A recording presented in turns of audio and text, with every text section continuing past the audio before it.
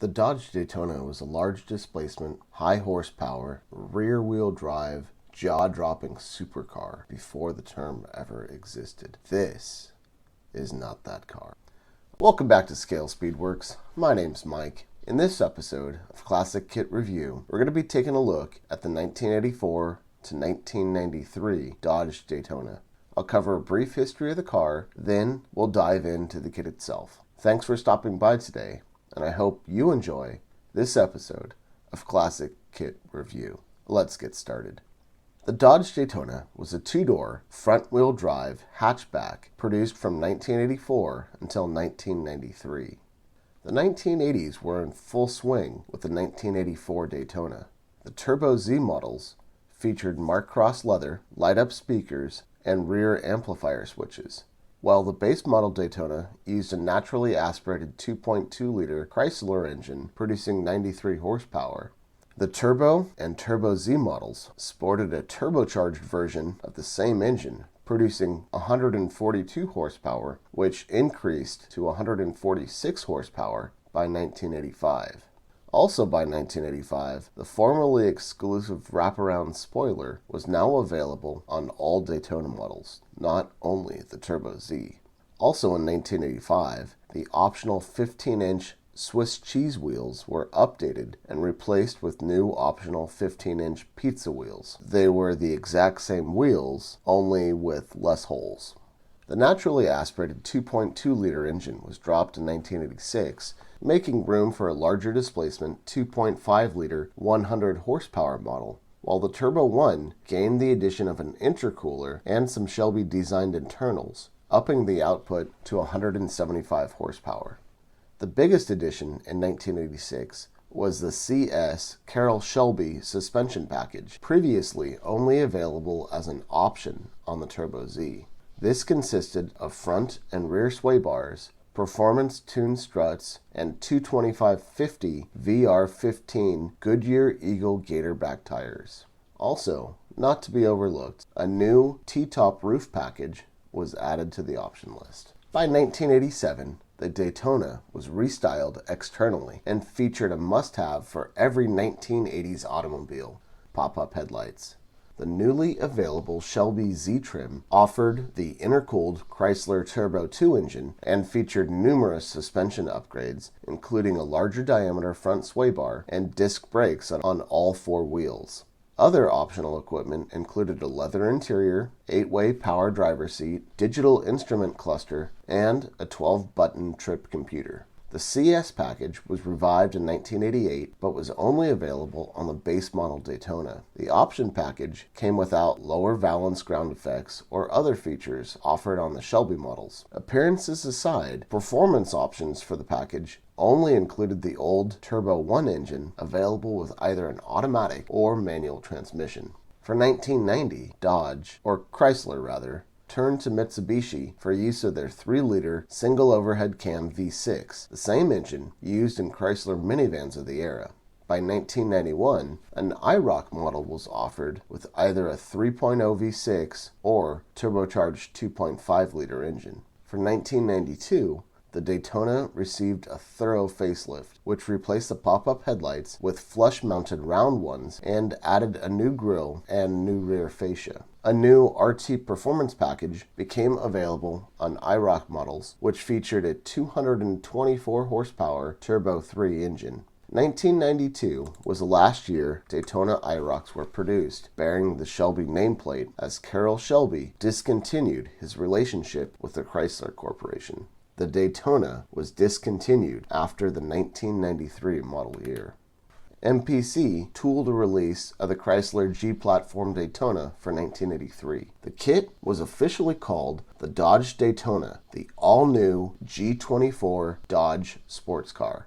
The kit was updated in 1984 and not only featured new box art, but also new text calling the car Dodge's turbocharged Super Coupe. The box art featured updated wheels, moving from the Swiss cheese wheels to the pizza cutter wheels. 1985 again saw another rebox of the Daytona, this time calling it Dodge's front-wheel drive Super Coupe and showcasing the return of the Swiss cheese wheels. MPC released an updated body for 1987, featuring a CS Carroll Shelby logo on the box art and Daytona Shelby Z text. MPC issued another rebox in 1988, this time in the form of a 3-in-1 kit. The 1988 kit would be the last update that Daytona received. The kit was resurrected in 2005 and again in 2006 by Round 2 under the AMT Muscle nameplate. Now that we have a little background on the car, let's dive into the kit itself and take a look. Before we get started with today's video, I'd like to give a couple of shout outs. First of all, I'd like to say thank you to all of my subscribers. I really appreciate your support. There are 3 guys in particular whose support I really appreciate. First, I'd like to mention Chuck at That Car Guy. If you haven't subbed Chuck or chucked out his channel, you need to do so. Chuck is hilarious. Funny guy. He does all kinds of stuff. Chuck is always going on adventures. He's out on his bike, and every once in a while, he builds a car. Chuck, my friend, thank you so much for your support. A link to Chuck's channel will be in the description below. Next, I'd like to thank someone else who supports my channel and really provides a lot of positive feedback, and that would be Yellow Cake Models. He does some awesome work himself. Just finished up a Camaro, so after you're done watching this video, you need to go over there and check him out. Yellow Cake Models. Again, link to his channel in the description below. Thanks again for your support. And lastly, I'd like to mention Onyx at Onyx Fierro and Scale Model Works. Onyx does some great work over there. He really truly is a very talented model builder. So if you guys aren't subbed to his channel, you need to check him out. I unfortunately don't have shop cards for any of these guys, and I'm not sure if they have shop cards to send out, but regardless of that, you guys need to go check out their channel. So once again, that's Chuck at That Car Guy, Yellow Cake Models, and Onyx at Onyx Fierro and Scale Model Works. Thank you guys again for your support, and thanks to all of my subscribers.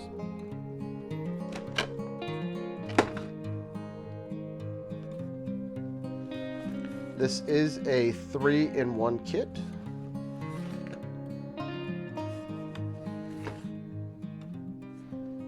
This is the 2006 release of this car. Let's check it out. Let's see what's inside. First up, we have the tires, sealed in their own bag, which is great, so then you don't get imprints on the windows. Let's take a look at the tires. These are hollow tires. I don't know if you can see that tread pattern. Not real impressive. Let me turn on this light. That might help. Tread pattern's not real impressive. These are BF Goodrich radial TA tires. And they do have lettering, black lettering on both sides. So, decent, not the best, but decent tires. So although this box is open, contents are sealed. So here's the body packaged with the glass. Carefully remove that. Maybe that wasn't so carefully.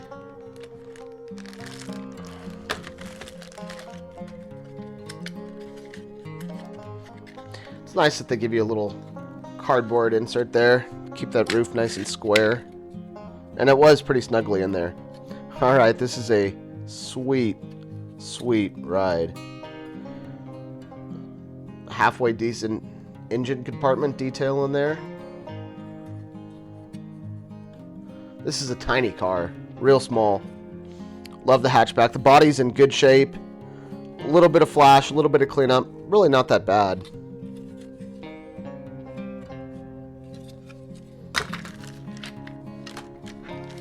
Let's take a look at the clear parts.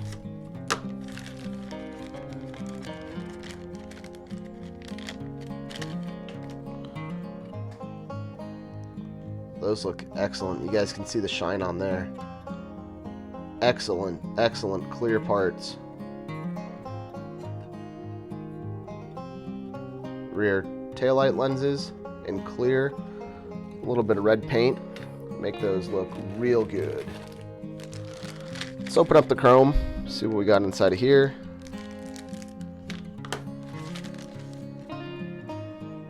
Alright, we got some original factory wheels. Those look okay. They do. Some aftermarket. Not crazy about those. Some Moroso valve covers. A couple of 4-barrel carburetors. Chrome alternator. Maybe another chrome something or other. We got a turbo valve cover. Looks like maybe some headlights right there for the pop-up headlights. A couple of chrome air cleaners. Some side pipes or lake pipes right there. And a couple of chrome side mirrors to finish off that chrome tree. Chrome looks halfway decent. Actually, I'll take that back. The chrome looks excellent. Especially these wheels. Excellent, excellent, excellent. I'm going to have to do some research and see if the wheels on the actual car were chrome. If they were, man, excellent freaking choice right there. Excellent choice. Let's see what else we have. Alright, looks like we got the rest of the contents of the kit sealed in here. Let's open this up. So let's see what we have in this bag. This is cool. I don't know if I've ever seen this before. The steering wheel. Bagged separate. That's pretty neat. I'm not too impressed with the detail on there, but it's pretty neat. Let's take a look at this. Oh, this is cool. So there is some real nice like sandpaper texture on here. And in the back, it's real hard to see. Let me get my knife here. There's a couple of luggage straps that kind of X over. You might be able to see that on camera. Anyway, that's pretty neat. The bottom half, the back seats are molded in. Up front, there's a molded in floor mat, no molded in pedals. We have the backs of the seats over here.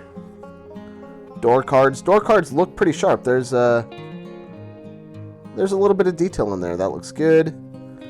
This is the spare hood. Optional hood. Set that aside. This looks like some engine block detail. Here's a 4-cylinder, I'm guessing. A little manual shifter right there. That looks really, really nicely detailed. I like that. Looks fantastic. The hoses look real nicely detailed. Yeah. Even the engine block looks pretty good. Yeah, all that looks really nice. Let's take a look at the next tree. I'm guessing this is our axle. I don't know. Exhaust pipes. Looks like here's the exhaust headers. Firewall. Firewall looks pretty nicely detailed.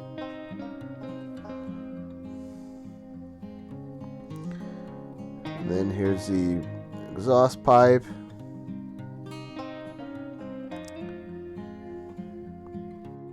Catalytic converter. Looks good. Front suspension. Everything in here looks pretty sharp. Boy, that is a tiny, tiny fan. That's pretty cool, though. I like that. Everything looks pretty darn good. That nose looks pretty nice. Very, very little flash. It must have fallen off somewhere. But it looks good. Let's see how it fits on there. Yep. That fits on real nice. Looks real good. I like it. Let's take a look at the chassis here. Chassis looks really nicely detailed. There's some texture on here. It looks real good. Dashboard. Again, the dashboard looks nicely detailed. The pedals on here. 3 pedals and a parking brake. It is going to be a little tough picking out the speedometer. There's a tachometer in there as well. Even the top of the dashboard. I don't know if you guys can see that. Has some nice detail in there. Front seats look good. The backs, really kind of plain, but that's all right. Here's a wraparound spoiler. Here's another spoiler. Here's another engine. Maybe this is a 4-cylinder. I'm not sure. All the engines are pretty small. Maybe it comes with a turbo and a non-turbo 4. I don't know. I should have looked. Guessing this is a sunroof blank, in case you want to cover up the sunroof.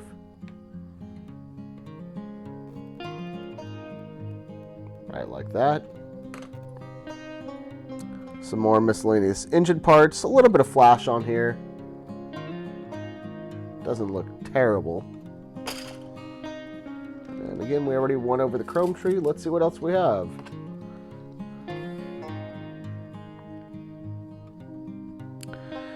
Red for the taillights.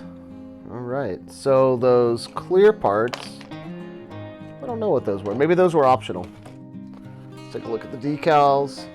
Well, there you have it. Not much of the decal sheet. Did this kit come with instructions? Nope. Nope, I did not have them. I'm sure I could find them. I'm sure I could dig them up if I really wanted to. This is going to be a fun little car to build. There is some script back here. It's hard to see. There's the Chrysler Pentastar and Daytona on there. All right. Well, no instructions, but I think that's going to be all right. Let's get everything back in. Let's take another look at the car. Once we get everything back inside. Again, you guys ever seen that? A steering wheel, its own little bag. It's sealed. Very odd. Anyway, that's what we have. Nice thing about this kit, everything seems to fit real nicely back in the box. Again, not too impressed with those tires. That's not a big deal. I am going to put this back through there. Yeah, everything seems to fit real nice. All the parts were on the tree except for this maybe lower radiator hose there. No instructions. We're just going to have to live with it. There you have it.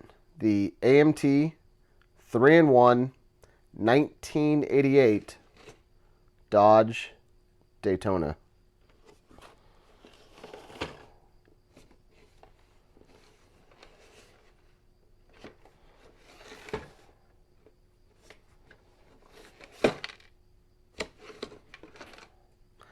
Thanks for tuning in, you guys. I really appreciate it. And I will see you on the next one.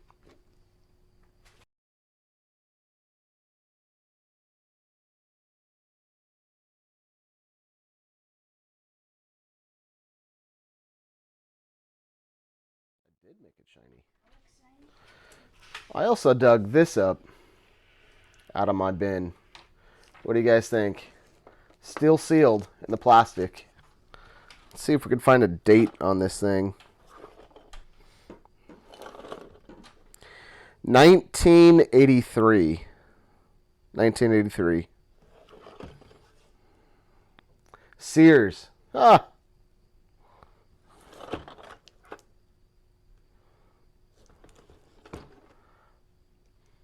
All right, should I open this one? let me know what you think down in the comments below.